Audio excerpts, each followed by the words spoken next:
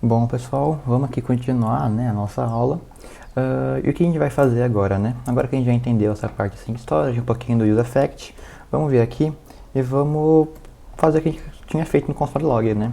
Então vamos dar um parse do nosso histórico e aqui, ó, vamos chamar ele de histórico transformado. Transformado, beleza. E agora é só a gente dar um set aqui no nosso histórico. Aqui, perfeito. Então, show de bola. Eu já tinha alguns dados guardados aqui, então se a gente der um reload, ele já vai aparecer os dados que já estava salvo no nosso Sync Storage. Beleza? Vou até adicionar mais um. Vou colocar 3. Aqui, ó, 3 mais 3. Show de bola. Aqui ele já vai aparecer pra gente 3 mais 3. Vamos dar um reload para ver o que acontece. Ó, perceba que o 3 mais 3 ele acabou sumindo. E vamos entender do porquê isso aconteceu. Primeiramente, vamos ver aqui, ó, o que a gente está salvando no nosso Sync Storage, né? Então vamos dar um log aqui, histórico, perfeito. Vamos vir aqui novamente, vamos colocar 2 mais 2. 2 mais 2. E ó, aqui no nosso histórico, a gente tem o nosso 8 mais 8 e o nosso 9 mais 9. Mas cadê o 2 mais 2 que a gente acabou de colocar? Bom, isso acontece por causa da forma que o React trabalha por baixo dos panos com os estados. Então, sempre, né, a gente não vai ter, a gente acabou aqui de setar o nosso histórico. Então, a gente não consegue ter um acesso no código, né, sem ser no nosso componente, de forma real-time, que nem a gente quer fazer aqui. A gente acabou de setar o nosso estado e a gente já quer ter acesso a ele aqui de uma forma sincronizada.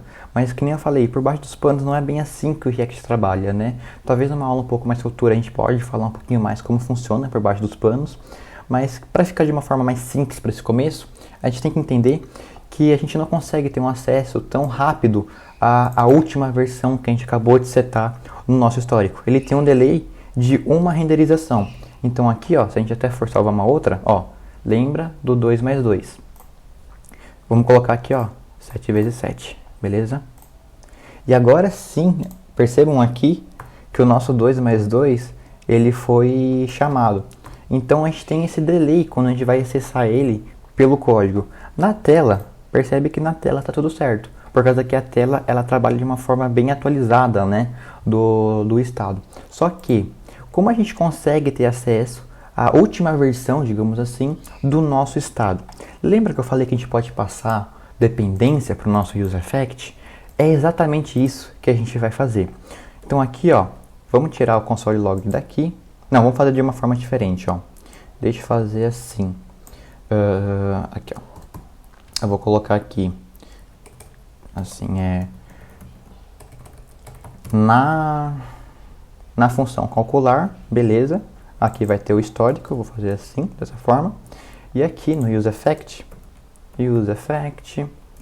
lembra que a gente recebe uma função. E aqui a gente recebe nossa rede de dependência. E toda vez que o histórico mudar, eu quero chamar essa função do useEffect, beleza? Então aqui eu vou dar um console log na função useEffect, perfeito. Vamos dar um reload?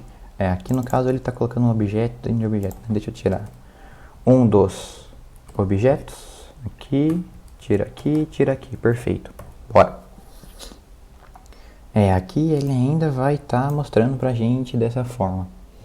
Como que eu posso fazer aqui? Deixa eu pensar.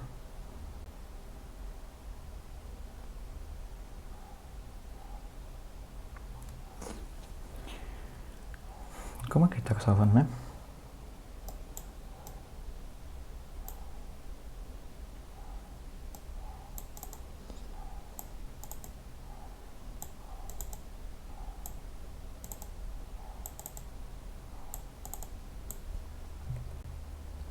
Bom, acho que vai ficar um pouquinho mais simples, né? A gente só retornar aqui para o nosso carinha, para nossa função, que a gente quer só a equação, beleza? Vai ficar, acho que um pouco mais fácil da gente conseguir esse resultado, né? Então aqui, equação e já era, beleza.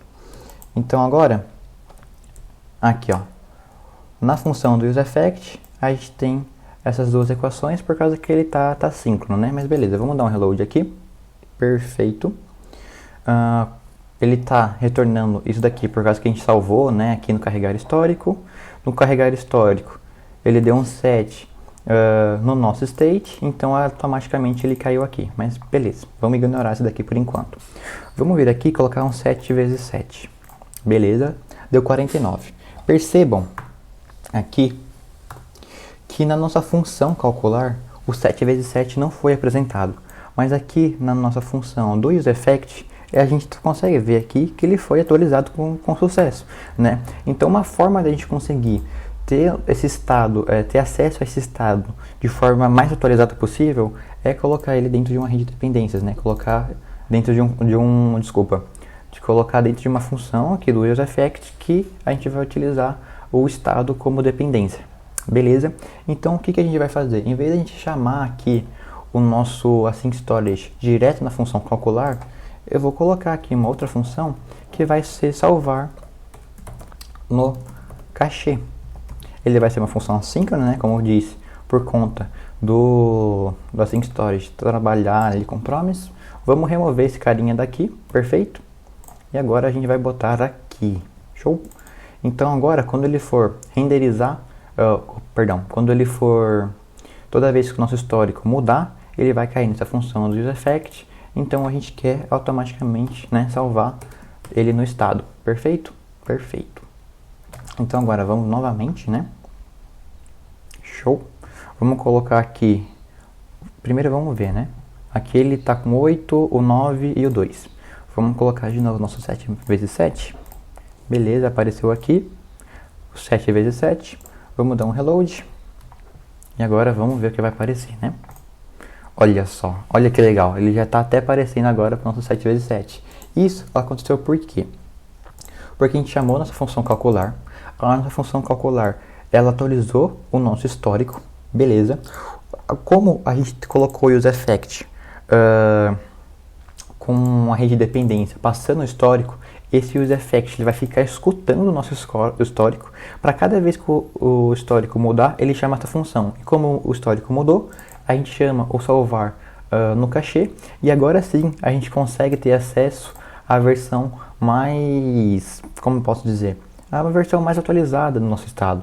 Se a gente estiver chamando essa função fora do useEffect, iria cair naquele mesmo cenário. Mas aqui, ó, dentro do nosso useEffect, dentro dessa função, a gente consegue chamar a versão mais atualizada do nosso estado.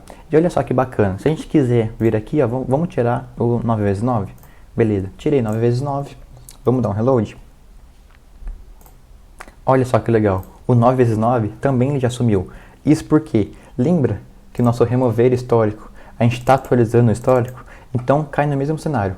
A gente atualiza o histórico, automaticamente a gente cai no nosso useEffect que tem um histórico com uma rede de dependência, chama a nossa função, aqui chama a nossa função, e a nossa função vai salvar no async storage esse histórico atualizado que a gente está escutando dentro do nosso useEffect, né? Isso aqui pode parecer um pouco complicado, um pouco talvez embaraçoso, né? Mas esse aqui é o comportamento do React, né? Então, caso tenha alguma dúvida, mais pra frente aqui nos módulos a gente vai ter uma aula só focada em useEffect para a gente entender tudo que o useEffect faz e tentar ao máximo entender como ele funciona por baixo dos panos, ok?